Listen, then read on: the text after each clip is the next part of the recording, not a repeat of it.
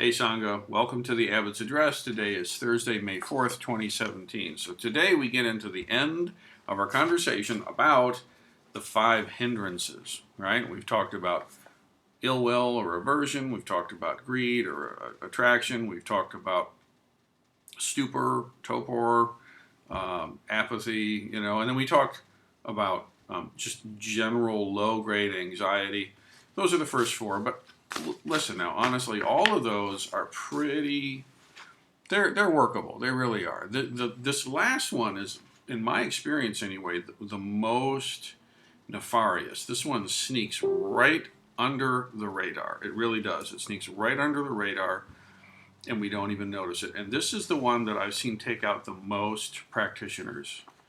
Okay, so this is a big deal. Now, this is titled, this is the hindrance of doubt. Doubt. Now, in Zen, one of the things we value is doubt. But that's not the same doubt as this one. The hindrance doubt is like the evil twin, okay? The good doubt is, basically you can think of it as, why do I suffer? Who am I? What is the truth of reality? This kind of stuff. Who am I? This is the doubt, okay? And this should be a driving force in one's practice of your Zen to realize the nature of the self. If you're not asking the question, who am I? What is this? Then you're not going to get an answer to that question. You'll get whatever answer you ask. What's for lunch? You get that. That's fine too. But so the good doubt is, who am I? But the evil twin doubt, this is like, should I really be doing this? Is this really the right path? After all, what does it matter? There's these kind of end cadence statements, and they'll just undo you. They really will. Is this really the right thing for me? Can I really do this? Can I make it? Can I do this? Is this too much for me? This kind of thing. Is this really the right practice? Now, the thing is that these little statements, believe it or not, you can insert them anytime and anywhere. Like, for example, if you just take the question, should I really be doing this? And you can apply that to anything at any time and insert uncertainty about the thing. Right? And you can do it so much. In fact, some people can get really good at this that you just end up really walking yourself right out of any kind of commitment, any kind of decision, any kind of having an intention to realize anything, gone. Because after all, should I really be doing this? And if you say it like that and you think it like that, it'll win. Especially if you do the little after all thing in front of it, like linguistically, after all, is this really the right way? Look, if I take it out of the Dharma, just let's talk about music, okay? So my music students. If I've got a student who I give them a thing to practice, right? And then they go home and then they end up thinking, is this after all? Is this really the right thing for me to be practicing? And then they come back this next week and they say, I really got concerned that this was the right thing for me to do. And I said, well, okay, but listen, this is why you need to do it. Okay, this makes sense. So let us pick one out of the air. Rhythm matters in music, so we want to train your rhythmical power, right? And then this is the most important way for you to do that is to do these exercises. Okay, so do these exercises, okay, and you see how rhythm matters? Yes, okay, go for it. Good, they leave the studio, and then next week they come back and say, I was working on this, but I started to really wonder, after all, is this really the right way for me to be working on my music? And it's like, guess what? It's just never going to work like that. At a certain point, you got to say, I have decided. This is why vow is so important. See, the vow that I have is me at my deepest, highest, most well-considered, deeply reflective, carefully considered intention. And then the vow sometimes is stronger than the mind of my moment, which would rather give in to whatever else. See, but the power of the vow that we take, the power of the vow that we use, is that even when these little after all should I really things come in, Come on, we covered this, right? We well reflected, we thought carefully about it, we made our decision. Yes, it's important to alleviate suffering in this life for myself and others. And, Zen practice is my way in. This is just, it speaks to my soul, and here we are. And this is my teacher. And then I'm working with this teacher, these teachers.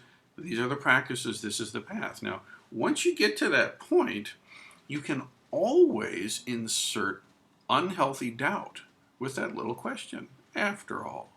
I mean, really, after a year, 2 years, 3 years, 10 years, 20 years, you can just walk yourself right out the door. So let's not do that, okay? The antidote to this is just to really, in my opinion, get very, very clear with the cognitive framework of why you're practicing and what the practice means as you understand it right now. What is this about? Why am I doing it? How does this fit into my life? And you get a good, clear sense cognitively. You get a good, clear feeling emotionally. You have your gut response to it. And when those things line up, you just decide, and that's that. And then don't give that kind of unhealthy doubt any truck anymore, honestly. It's the same, gosh, I mean, there's just so many things like that. My marriage, I guess, you could look at it like that. We've been married for 20 years, whatever. We're together for some time before that also. And anywhere along the line, if she starts saying, should I really, after all, no good. No good. So this shows up, and it seems like a protective measure. It seems like a guidance system. It can masquerade as your intelligence bringing to bear about whether this is really the right thing for you. But honestly, you need that in the beginning. But once the affinity is there, once the vow is made, once it's clear, you're going to encounter times of dryness. You're going to encounter obstacles. You're going to encounter, in fact, the hardest work of your life. This is realizing your human self, realizing your life and living it fully. There is no bigger gig than that. So you're going to run into all of this stuff. See? So that's not a problem. That's called practice. So work with it as practice. Use every single ingredient of your life for the attainment of Dharma and for the giving away of Dharma. This is for the alleviation of suffering of all beings. This is the main case. See? So yeah, it's a big one. It's a big one. You can walk yourself right out of your life's purpose, honestly. And the other thing, the final thing I have to say about this is that a lot of times it's the ego's last defense. Okay, and by ego I mean it in the Buddhist sense of the term that we use, the sense of self that needs protecting and so on. When you start to wear it away with enough practice, it'll do all kinds of things to defend itself. And one of the last things it can do is to say, yeah, but is this really, is this really the right way? Maybe I should, and that, boom, it just gives you a little chutes and ladders. You take the chute all the way to the bottom, and that's that. So be careful of this one, folks. Be mindful of it. Really trust your true self. Don't trust the neurotic, compulsive, just get me out of this self, right? Trust your truest, deepest self, because really you do know. And then what happens, a lot of times is either the ego is too bruised to come back into practice because then it would look bad, or they get to a point where after a couple of years it's like, I need this again. And guess what? Those years are cooked, and we don't get them back. So be careful with this one, folks. Doubt. Healthy doubt. Who am I? What's the truth of my life? What's the deepest, highest, most real expression of my life that I can find? Who am I? Great. I love that doubt. Bring it. The more of that, the better. That's fuel for your eye opening. The doubt of, can I do this? You can totally do this. Yes, you can do this. Yes, you're human. You can do this. Does the pug have to ask, can I really be a pug? But, well, we do. It's just the right way. Oh, and I guess the last one, how am I doing? Please, just don't worry about that. Just off-source that to the teacher. That's the teacher's job description, is to evaluate what's going down and make corrections and suggestions and stuff like that. If you go on stage to play your tune and you're constantly and chronically thinking, am I sounding good? Is this sounding good? Is this good? Am I playing it well? It's going to sound like crap. So too with your practice. Okay, fine. Enough. I think the point has been said. I'm passionate about this one because, gosh, I've seen it take out some really, really good folks. So, anyway, announcements. Okay, announcements. So, so Saturday is the final of these Ongo day-longs. We have Aikido, Zen in Motion class from 9 to 11 in the morning, accessible for everybody, designed specifically for that. And then in the afternoon from 2 o'clock, we have the final Ongo teaching class. This is going to focus on the wisdom teachings, the wisdom gata, specifically of the Heart Sutra.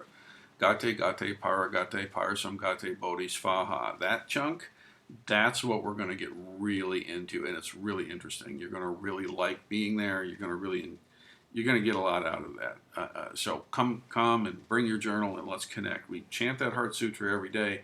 What's that little piece thing about? What's the real deal? Tune in to find out. Saturday at 2. And then, what else can I say? What else do I see here? We have our Vesak, which is we celebrate the birth of the Buddha. Okay, this coincides with our springtime here. And that's a very special ceremony where we take these nice Buddha statues. We have some ritual actions we do with purification of them and so on.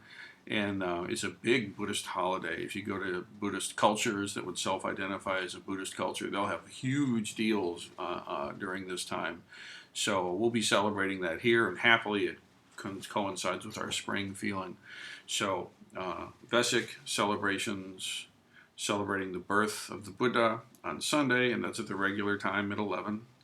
There's a temple cleaning after that at 1 o'clock, and then yeah, that's the week.